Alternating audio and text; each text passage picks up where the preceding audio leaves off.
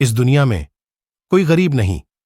एक समय की बात है, भगवान गौतम बुद्ध एक गांव में धर्म सभा को संबोधित कर रहे थे। लोग अपनी विभिन्न परेशानियों को लेकर उनके पास जाते और उसका हल लेकर खुशी खुशी वहां से लौटते। उसी गांव के सड़क के किनारे एक गरीब व्यक्ति बैठा रहता तथा महात्मा बुद्ध के उपदेश शिविर में आने जाने वाले लोगों को बड़े ध्यान से देखता।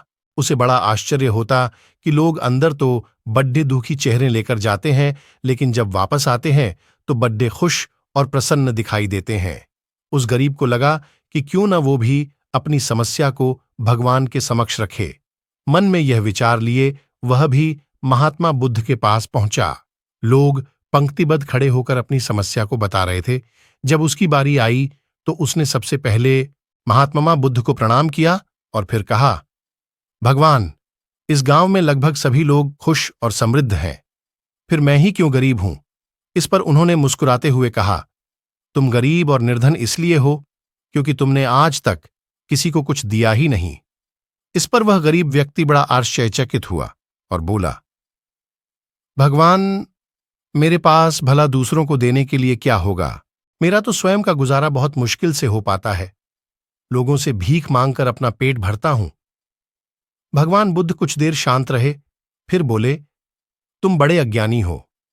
औरों के साथ बांटने के लिए ईश्वर ने तुम्हें बहुत कुछ दिया है। मुस्कुराहट दी है जिससे तुम लोगों में आशा का संचार कर सकते हो। मुख दिया है ताकि लोगों से दो मीठे शब्द बोल सकते हैं, उनकी प्रशंसा कर सकते हो। दो हाथ दिए हैं, लोगों की मदद कर सकते हो। ईश्वर ने जिसको ये तीन चीजें दी हैं, वह कभी गरीब और निर्धन हो ही नहीं सकता। निर्धनता का विचार आदमी के मन में होता है, यह तो एक भ्रम है, इसे निकाल दो। कभी भी मन में निर्धनता का भाव उत्पन्न न होने दो, गरीबी अपने आप दूर हो जाएगी। भगवान बुद्ध का संदेश सुनकर उस आदमी का चेहरा चमक उठा और उसने इस उपदेश को अपने जीवन में उतारा, जिससे वह फिर कभी दुखी नहीं हुआ। दोस्तों, वीडियो पसंद आए तो लाइक, शेयर और सब्सक्राइब करना ना भूलें। धन्यवाद।